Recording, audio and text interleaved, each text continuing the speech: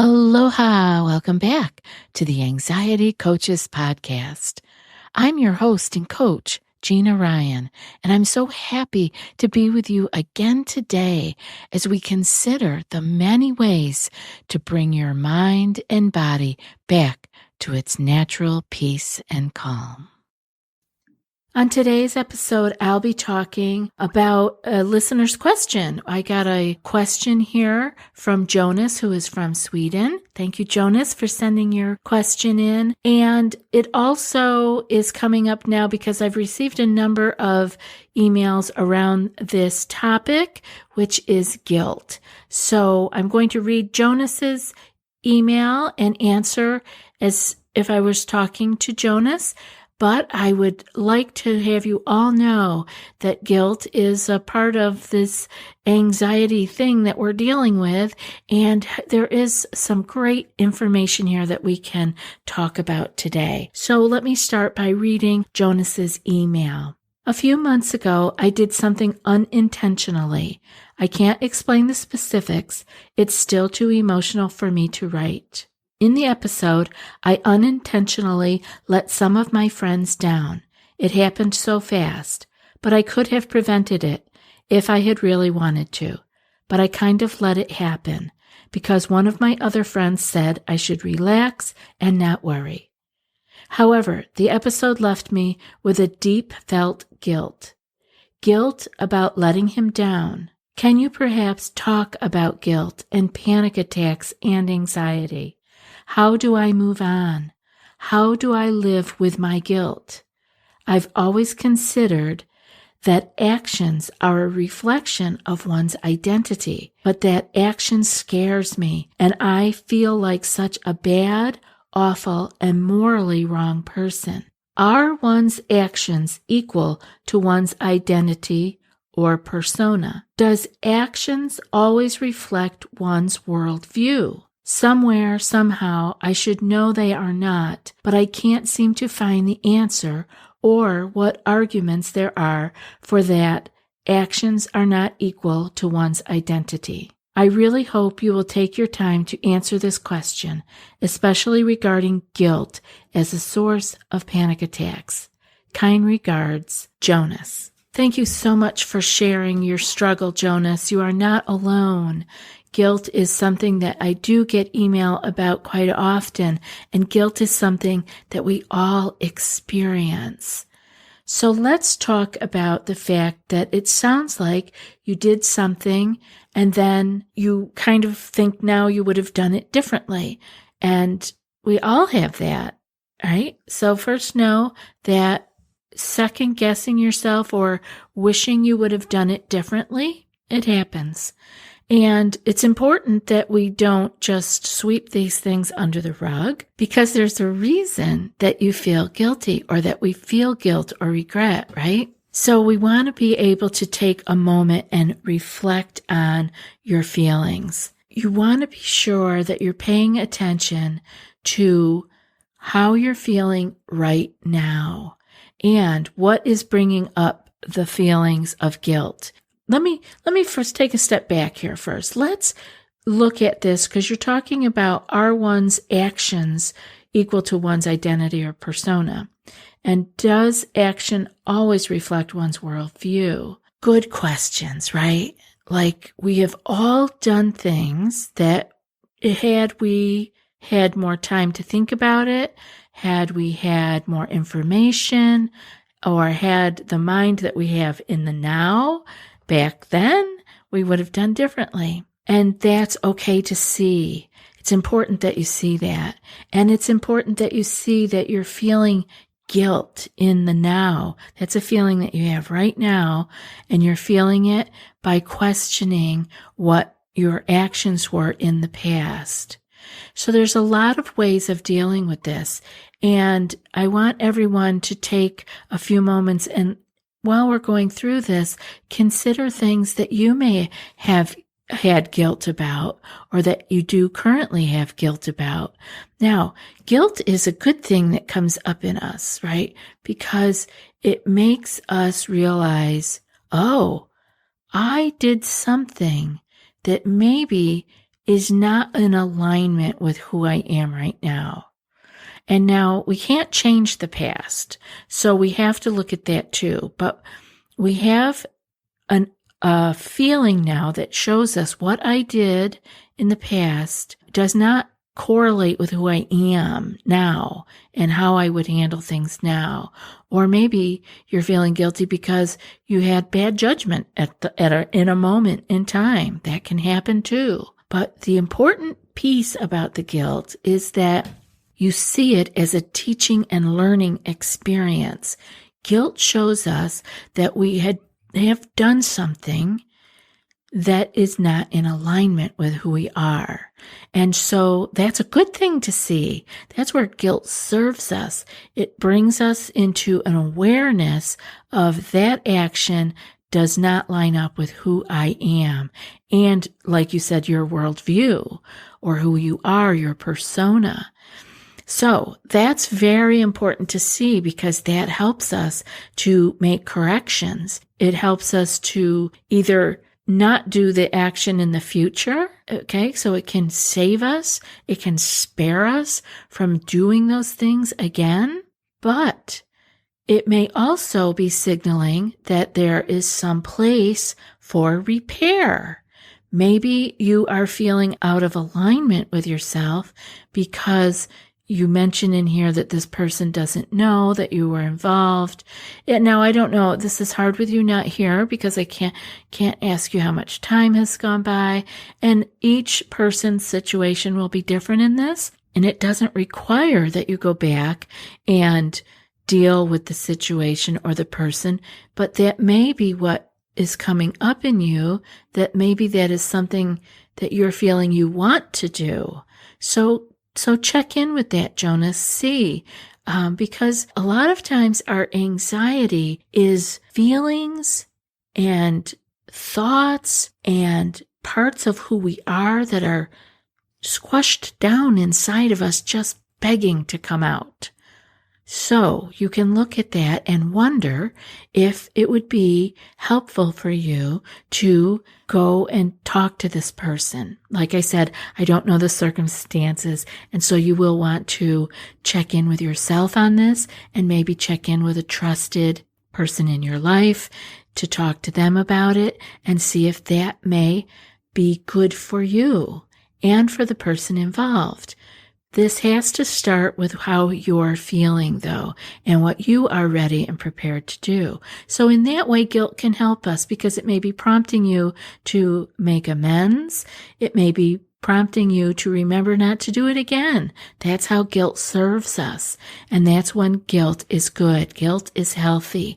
But we don't need to carry it around with us. We need to feel that feeling of incongruence and then make the repair or learn the lesson and then go forward. There's another piece that comes up here, and I'm gathering this from some of the language that you used in the email, is that you are feeling shame. And now shame is a bit different because guilt is us not feeling that our action or our behavior was congruent with who we are, and then because we did something wrong, right? Because it wasn't something that we would normally do, or we learned afterwards that's not something that you do, right? And so we feel guilty about, I didn't know. But the shame comes in and it can be eroding our self and a view of ourself by telling us that it isn't that I did something wrong, but shame tells us often that I am wrong. I am a wrong person. I am bad. I am not worthy. And it can start eroding away your true self, and by making you think that because of this one incident that you are horrible. And anxiety loves to grab onto that kind of thinking. It can start because when you are low or you've been having panic attacks or anxiety daily, your energy is low, your confidence is low. And so that kind of a thought, a shame thought of I am not worthy, I am a bad person, can start to really tear you down. And so it's important to begin to shine your own light of awareness and your own thinking capacity on these two things, on guilt and on shame.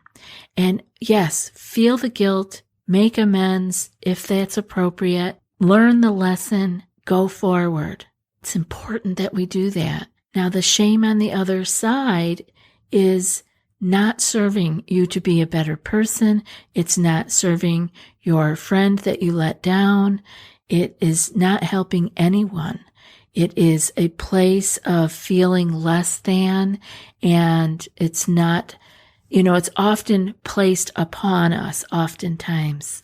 So I want you to take some time and see if you can tease some of that out for yourself and for seeing what might be the best way to move forward, because you need to move forward in the now, and making amends to people needs to be safe for both them and you. And so you want to take them into consideration, not just you for alleviating your feelings of guilt, but would it be appropriate and kind to do for them also.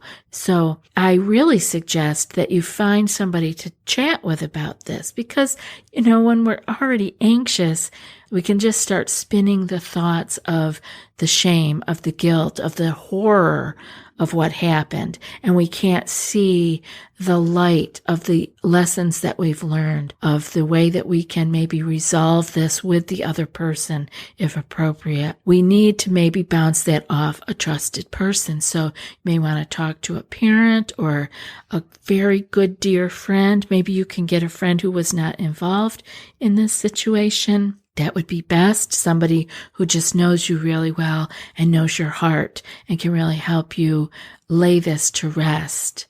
Because we all have done things in our past that is not something that we would do today.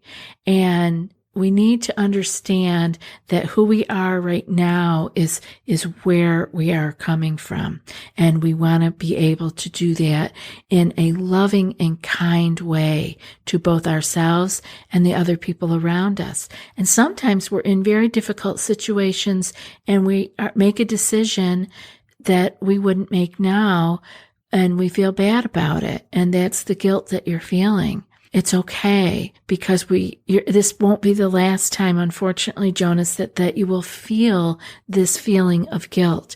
But it doesn't need to be a reflection on who you are as a whole. It had to do with a decision that you made in a situation that you may never be in again. And often when we look back on things, we all see things that we would do differently, that we would add more kindness to, or that we would have thought about deeper or longer, and maybe total decisions that we would just not do again. But we cannot be in that situation as who we were then.